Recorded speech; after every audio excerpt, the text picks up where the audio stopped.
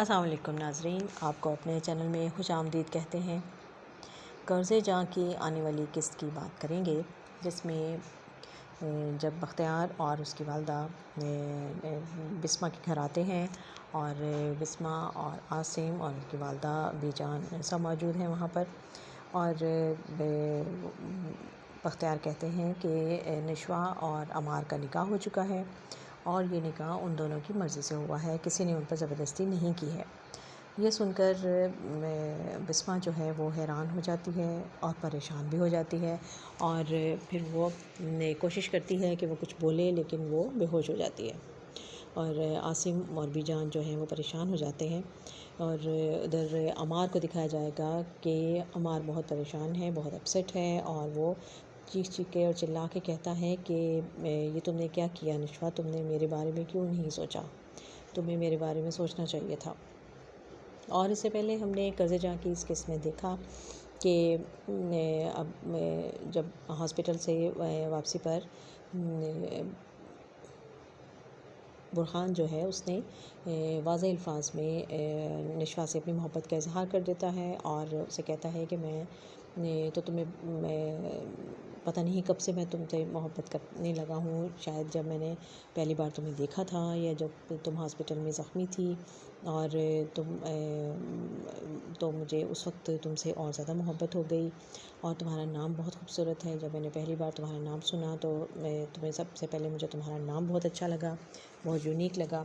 اور وہ اس سے بہت سارے وعدے بھی کرتا ہے، اور اسے کہتا ہے کہ تمہارے سارے دکھ، تمہاری ساری خوشیاں، تمہارے سارے مسائل میرے، اور میرا سب کچھ تمہارا ہے، اور میں تمہاری زندگی میں کبھی کوئی دکھ، کوئی غم نہیں آنے دوں گا۔ لیکن اس کے جواب میں نشوہ جو ہے وہ صرف آنسو بہا رہی ہے اور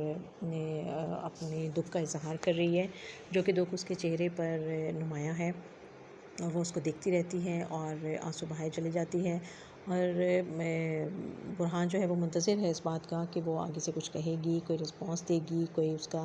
ہاں یا نہ میں کوئی جواب دے گی اس کی محبت کا، یا تو محبت سے جواب دے گی یا اس کو صاف انکار کر دے گی۔ لیکن نشوہ ایسا کچھ نہیں کرتی، بلکہ وہ صرف بے بسی سے روئی چلی جاتی ہے، آنسو بہائے چلی جاتی ہے خاموشی سے، اور پھر گاڑی کا دروازہ کھولتی ہے اور باہر نکل جاتی ہے، اور برہان اس کو جاتا ہوا دیکھتا رہتا ہے۔ اور پھر وہ گھر واپس آتا ہے تو بہت اپسیٹ ہے، بہت پریشان ہے، تو باپ عاصم جو ہے وہ اسے پوچھتا ہے کہ کیا بات ہے، تم اتنے پریشان کیوں لگ رہے ہو؟ تو وہ کہتا ہے کہ مجھے یہی الجھن ہے کہ میں نے کتنا کچھ اس کو کہہ دیا، کتنا کچھ بول دیا، سارا اظہار کر دیا، لیکن اس نے مجھے کچھ جواب نہیں دیا۔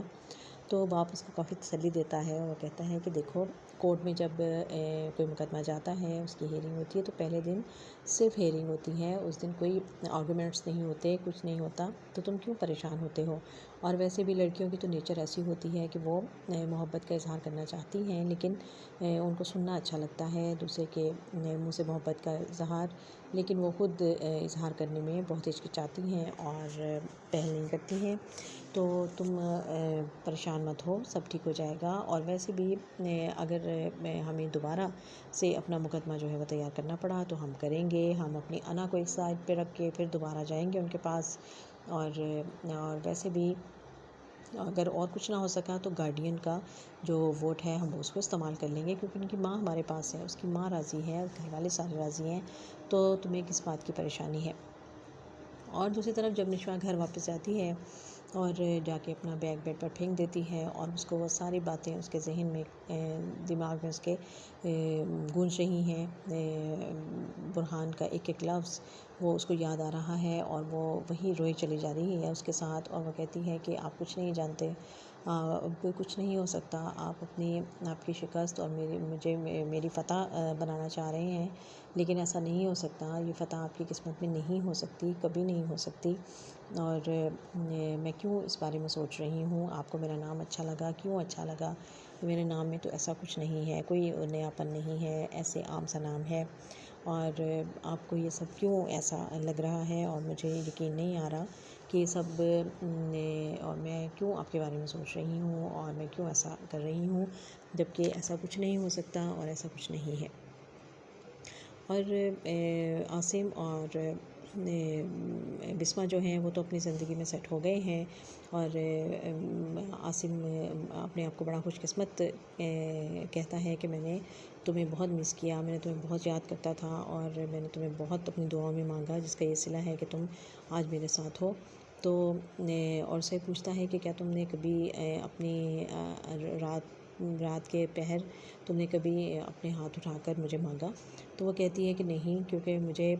میرے سامنے میری بیٹی تھی، اور میں نے اپنے سارے جذبات جو تھے میں نے صرف اپنی بیٹی کے لیے محفوظ کر لیے تھے، اور میں کچھ اور نہیں سوچتی تھی۔ اور پھر مسکرا کر کہتی ہے کہ آپ کو کیا لگتا ہے کہ میں آپ کی زندگی میں آپ کے لیے آئی ہوں؟ بلکہ میں تو اپنے مطلب کے لیے آپ کی زندگی میں آئی ہوں۔ یعنی اس کا مطلب تھا کہ میں نشوہ کے لیے، میں نے حالات بہتر کرنے کے لیے آپ کی زندگی میں داخل ہوئی ہوں۔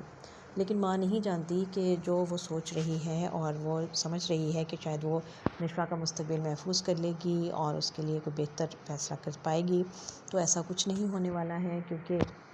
اس کے تایا جو ہیں بختیار، وہ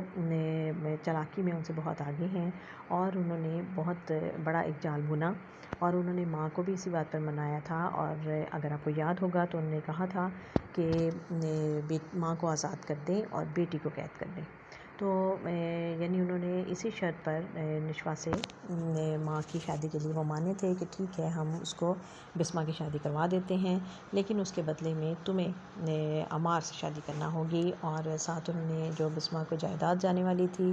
وہ بھی سب انہوں نے اپنے نام لکھوا لی، اور انہوں نے اس کا مستقبل بھی جو ہے وہ اپنے گھر میں محفوظ کر لیا ہے۔ یعنی وہ اس کو ہر طرح سے اپنے قابو میں کرنا چاہتے ہیں۔ اور عمار کی بہت بڑی کمزوری بھی ان کے ہاتھ میں تھی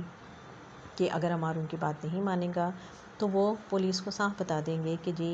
اس لڑکی کا مجرم جو ہے، اس لڑکی کو مارنے والا، اس کا قاتل جو ہے وہ اس گھر میں موجود ہے، اور پولیس اس کو پکڑ کے لے جائے گی، اور وہ سب بالکل یہ سوچیں گے کہ تم میرے بیٹے ہو یا کوئی تمہارا میرے ساتھ کوئی تعلق ہے۔ تو یہ بہت بڑی چال جو ہے وہ ماں اور بیٹے نے جو شطرنج کی یہ گیم بچھائی ہوئی ہے، بساط بچھا رکھی ہے،